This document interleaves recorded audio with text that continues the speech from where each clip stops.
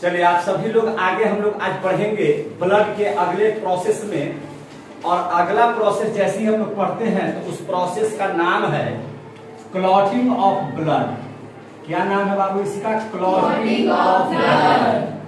Clotting of blood का मतलब होता है रक्त का थक्का, या रक्त का थक्का कहिए या खून का जमना कहिए, एक ही बात है, खून का जमना। ठीक है ना? Yes sir. सबसे बड़ी बात ये जान लीजिए कि आपका जब अंगुली वगैरह या शरीर का कोई पार्ट अगर कट जाता है, शरीर का अगर कोई पार्ट कट जाता है, अगर वह रक्त का थक्का नहीं जमेगा तो पूरे शरीर का रक्त उसके माध्यम से बह जाएगा और तत्पश्चात खून की कमी की वजह से आपकी मृत्यु हो जाएगी। हो जाएगी कि नहीं हो जाएगी? Yes sir. लेकिन एक बात और यहाँ पर सत्य है कि अगर यही रक्त का थक्का कटने के बाद जमना चाहिए, वही शरीर में रक्त का थक्का अगर अंदर बन जाए, रक्त अगर खून या रुधिर या लहू शरीर के अंदर में जम जाए, तब क्या होगा? तो शरीर के अंदर में भी जमेगा, तब भी क्या हो जाएगा? मर जाएगा। तो शरीर के अंदर में जमना नहीं चाहिए और शरीर के बाहर जो है से एकदम तुरंत जम जाना चाहिए। बात समझ आ रही है ना? Yes sir. ये बहुत अच्छा चीज है जिसको जानना हम लोगों को जरूरी है और इसको हम लोग बहुत ध्यान से समझेंगे। और उस चीज का नाम है, उस टॉपिक का नाम है क्लॉटिंग ऑफ ब्लड। क्या नाम है इसका? Clotting of blood. रक्त का जमना, रक्त का जमना। इसको हम लोग क्या बोलते हैं? रक्त का जमना। क्लियर हो गए? Yes sir. तो रक्त के जमने की प्रक्रिया को हम लोग कैस्केडिंग प्रोसेस कहते हैं। क्या कहते हैं? Cascading process. अगर कहीं पर प्रोसेस लिखा गया है, अगर कहीं पर प्रोसेस लिखा गया है तो इसका मतलब कि उसमें प्रोसेस का मतलब कि एक चरण, दो चरण, तीन चरण, चार चरण की एक प्रक्रिया होगी, एक रिएक्शन हम लोगों के है ना अंदर में देखने को मिलेगा। तो इसी को न प्रोसेस कहेंगे। जैसे अगर हम लोन लेने जाते हैं तो लोन लेने जाने की प्रक्रिया में आपको कागज तैयार करना पड़ता है। उस कागज के अंतर्गत में आपको जो है से आधार कार्ड रहेगा, पैन कार्ड रहेगा या अन्य चीज रहेंगे, है ना, डॉक्यूमेंट्स वगैरह रहेगा। उसको जो है से एनओसी करवाना है। एनओसी करवाने के बाद बैंक वाले को देना है और तब आपका लोन पास होगा। तो लोन पास करने की प्रक्रिया होती है कि नहीं होती है? चरणबद्ध होती है कि नहीं प्रक्रिया होती है? तो ठीक उसी प्रकार से रक्त के जमने की भी एक प्रक्रिया होगी। उसी प्रक्रिया को, उसी प्रोसेस को हम लोग कैस्केडिंग प्रोसेस कहते हैं। क्या कहते हैं? Cascading process. याद रहेगा? Cascading process. और खून के जमने की प्रक्रिया लगभग 4 मिनट तक के अंदर में पूरी हो जाती है। यानी कि 4 मिनट का समय हम लोगों को लगता है इसको पूरा करने में। कोई दिक्कत नहीं सर। फिर बढ़िया रखिए। इस प्रक्रिया को हम लोग क्या कहेंगे? Cascading process. क्या कहेंगे? Cascading process. रक्त के जमने की पूरी प्रक्रिया को। इसमें प्रक्रिया कौन कौन सी होगी इसको सबसे पहले आप लोग समझ लीजिए। आप बताइए हमको, प्लेटलेट्स जहां पे होता है उसका बायोलॉजिकल नेम हम लोग क्या बताते हैं? क्या बोलते हैं? जोर से बोलिए। थ्रोम्बोसाइट। क्या बोलते हैं? थ्रोम्बोसाइट। हमारे शरीर में तो थ्रोम्बोसाइट है। थ्रोम्बोसाइट बोले तो प्लेटलेट्स, प्लेटलेट्स। बात समझ में आ गई? Yes sir. हमारे शरीर के अंदर में होता कैसे, जमता कैसे? बात समझिए। थ्रोम्बोसाइट जैसे ही, यानी कि प्लेटलेट्स जैसे ही वायु के संपर्क में आएगा। अब बताइए हम लोगों को कि यहाँ वायुमंडल में चारों तरफ क्या है? वायु है भरा हुआ। वायु है कि नहीं है? Yes sir. जब हमारा अंगुली कटा या हमारे शरीर का कोई अंग कट गया, ध्यान से समझिएगा, कोई अंग अगर कट गया, मुंह बढ़िया से रखो, तो बढ़िया से, हाँ, अंगुली अगर कट गया तो अंगुली कटने के बाद ब्लड किससे मिलेगा? वायु से। और उस ब्लड में रुधिराणु में प्लेटलेट्स तो होगा। Yes sir. और वह प्लेटलेट्स किससे मिल जाएगा? वायु से। ये किससे मिल गया? वायु से। वायु से जैसे ही मिलेगा, कौन? थ्रोम्बोसाइट। कौन मिलेगा? थ्रोम्बोसाइट यानी कि प्लेटलेट्स जैसे ही वायु से मिलेगा तो यह बना देगा थ्रोम्बोप्लास्टिन। क्या बना देगा? थ्रोम्बोप्लास्टिन। क्या बना देगा? थ्रोम्बोप्लास्टिन। क्लियर हो गया? Yes sir. यह क्या बना देगा? थ्रोम्बोप्लास्टिन। यह जो थ्रोम्बोप्लास्टिन है, यह जो थ्रोम्बोप्लास्टिन है, याद रखिएगा, घंटी लग गई यानी कि अब छुट्टी।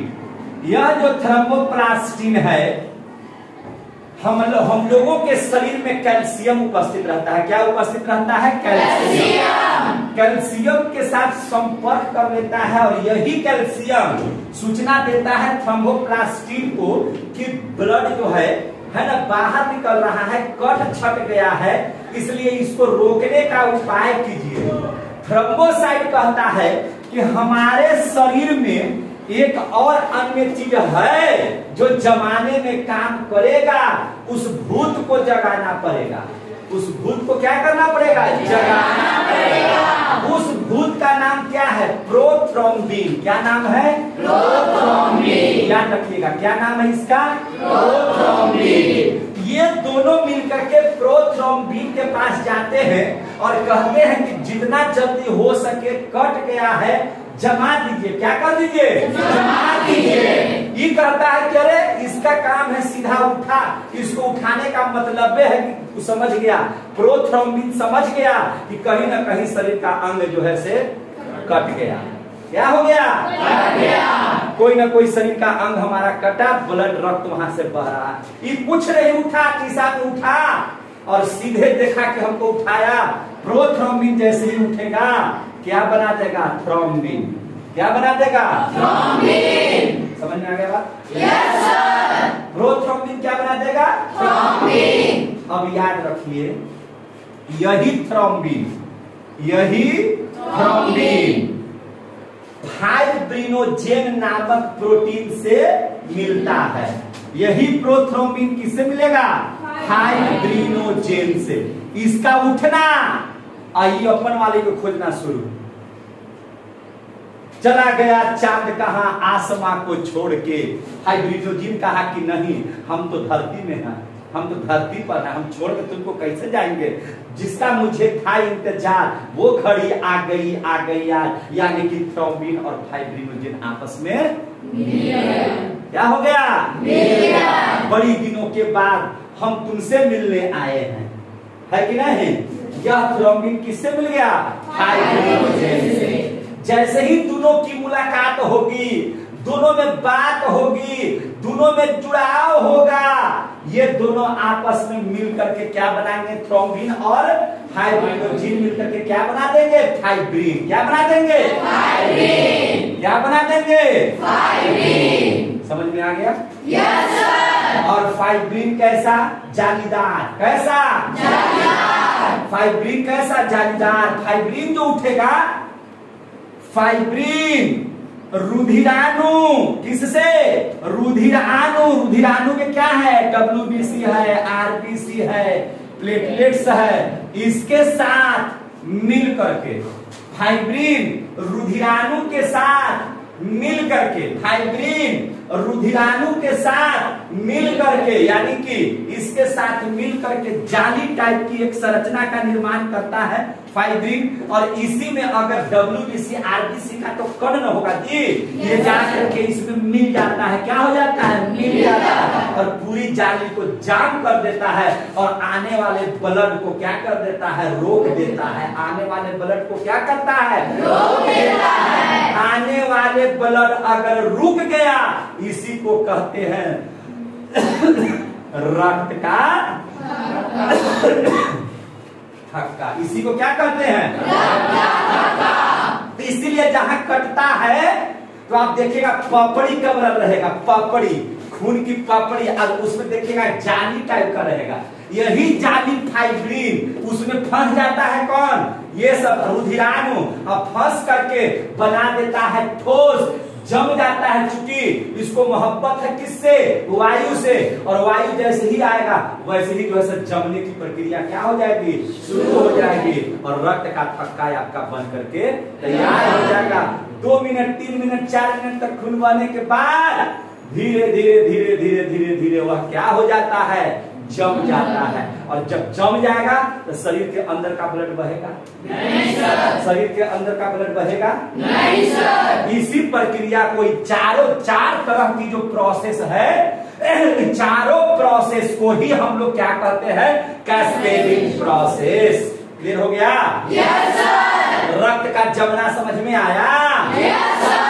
इसी को क्या बोलते हैं, रक्त का जमना, रक्त का थक्का बनना। बनने में कौन सा प्रोटीन की आवश्यकता पड़ती है, कौन सा, सबसे पहले कौन से रुधिर आदि इसमें काम करते हैं, तो भैया थ्रोम्बोसाइट। कौन से? थ्रोम्बोसाइट। याद रहेगा ना? Yes sir. आपको पूछेगा कि कौन कौन से प्रोटीन इसमें काम करते हैं, तो प्रोथ्रोम्बिन और फाइब्रिनोजेन, ये दोनों मिलकर के हम लोगों को जमाने की प्रक्रिया कर रहे हैं। कौन से तत्व आकर के इस प्रोसेस को ठीक करते हैं, तो कैल्शियम। कौन से तत्व? कैल्शियम। कौन से तत्व? कैल्शियम। और किस विटामिन में, किस विटामिन के देख रेख में यह प्रक्रिया होती है? नहीं तो सरल सा क्वेश्चन है, विटामिन के की प्रक्रिया में रक्त के जमने की प्रक्रिया कौन करता है? विटामिन के। तो हम लोग पढ़े भी हैं। तो विटामिन के क्या करता है शरीर में? अगर विटामिन के रहेगा तो शरीर के इन सारे चीजों को बहुत अच्छे तरीके से संभालने में और इस प्रोसेस को करवाने में विटामिन के की अहम भूमिका होती है। उसी के देख रेख में यह प्रक्रिया होती है। अगर विटामिन के नहीं रहेगा तो थ्रोम्बोसाइट, प्रोथ्रोम्बिन और फाइब्रिनोजेन अपने से काम करना नहीं चाहेंगे। उसको काम करवाने के लिए कौन चाहिए? विटामिन के। वही सबका मालिक है। इसको अगले वीडियो में हम बता देंगे। इसको हम लोग अगले वीडियो में बता दें तो कोई दिक्कत नहीं सर। अब इसमें एक प्रोसेस और आएगा, जैसे शरीर के अंदर में ब्लड क्यों नहीं जमता है, शरीर के अंदर में ब्लड क्यों नहीं जमता है? तो शरीर के अंदर में एक और भूत पिशाच बैठा है जिसका नाम है हिपेरिन। क्या नाम है? हिपेरिन। बताए है ना? Yes sir. इसके अंदर में क्या है? हिपेरिन। हिपेरिन जब तक रहेगा, हिपोरिन जब तक रहेगा तब तक उसको आशीर्वाद मिल रहा है शंकर भगवान का कि तू सब पर भारी है ना? तू क्या है? सब पर भारी है ना? Yes sir. अकाल मृत्यु वो मरे जो काम करे चंडाल का, काल भी उसका क्या करे जो भक्त है महाकाल का। प्रेम से बोलिए शंकर भगवान की जय। बात समझ आ रही है? Yes sir. इसको वरदान मिला हुआ है। क्या मिला हुआ है? वरदान। कि जब तक तुम हिपेरिन शरीर के अंदर में रहेगा तुम सबसे ज्यादा मजबूत रहेगा। तुम महाकाल का भक्त है। किसका भक्त है? महाकाल का। हिपेरिन कहता है कि जब तक हम हैं तब तक जो है से कोई हिल डोल नहीं सकता है, कोई वायु अंदर प्रवेश नहीं कर सकता है। बात समझ आ रही है? इसका वीडियो हम अगले वीडियो में बना करके इसको पूरा बढ़िया से समझा दे तो कोई दिक्कत नहीं सर। 2 तरह का वीडियो हो जाएगा, छोटा छोटा वीडियो भी हो जाएगा, आपको समझ में भी आ जाएगा। इसको ऑफ कीजिए। मजा आया? Yes sir. तो इसको तुरंत पढ़ा रहे हैं।